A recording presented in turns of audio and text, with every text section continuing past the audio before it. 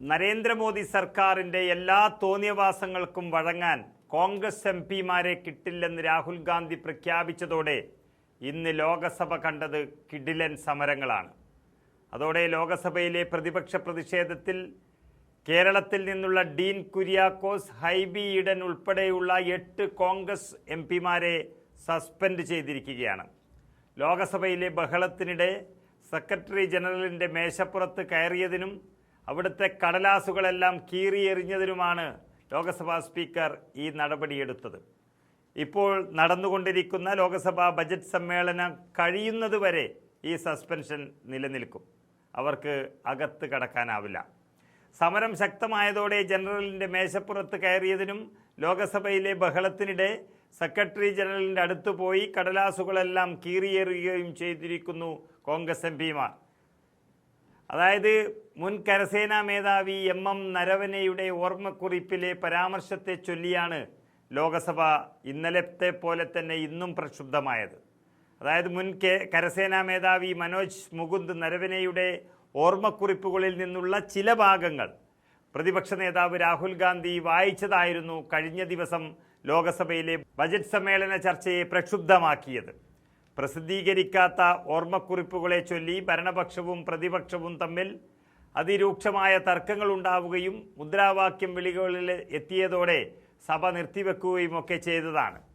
ദോക്ലാം വിഷയവും ഇന്ത്യയുടെ ഭൂമി കയ്യേറിയ ചൈനീസ് നടപടിയിലെ കേന്ദ്ര സർക്കാരിൻ്റെ വീഴ്ചയും പരാമർശിക്കുന്ന ഭാഗമായിരുന്നു രാഹുൽ ഗാന്ധി എടുത്ത് സഭയിൽ വായിച്ചത്.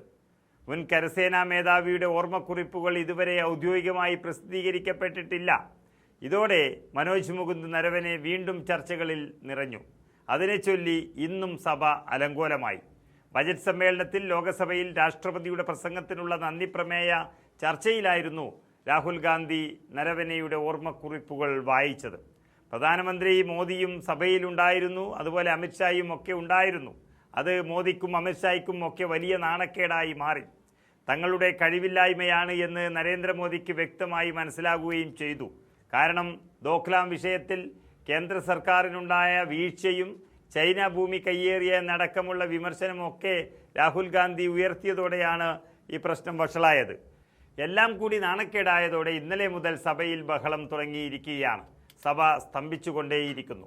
ബഹളത്തെ തുടർന്ന് സഭ ഇന്നത്തേക്ക് പിരിയുകയും ചെയ്തു. നേരത്തെ തന്നെ കേരളത്തിൽ നിന്നുള്ള എംപിമാരായ ഹൈബി ഈഡൻ, ഡീൻ കുര്യാക്കോസ് എന്നിവർക്ക് പുറമെ അമരീന്ദർ സിംഗ്, രാജാ വാറിംഗ്, മാണിക്കം ഠാക്കൂർ, ഗുർജിത് സിംഗ് ഔജില, പ്രശാന്ത് യഡറാവു പടോല, അതുപോലെ കിരൺ കുമാർ റെഡ്ഡി, വെങ്കട്ട് രാമൻ തുടങ്ങിയവരാണ് നടപടി നേരിട്ടിരിക്കുന്ന മറ്റു എംപിമാർ. സസ്പെൻഷനിൽ പ്രതിഷേധിച്ചുകൊണ്ട് 8 എംപിമാരും പ്രതിപക്ഷ നേതാവായ രാഹുൽ ഗാന്ധിയുടെ നേതൃത്വത്തിൽ പാർലമെന്റ് കവാടത്തിന് മുന്നിൽ ഏറെ നേരം ധർണ നടത്തി. ഏതായാലും സസ്പെൻഷൻ വാങ്ങിച്ചായാലും സമരം കടുപ്പിക്കാൻ തന്നെയാണ് പ്രതിപക്ഷത്തിൻ്റെ തീരുമാനം.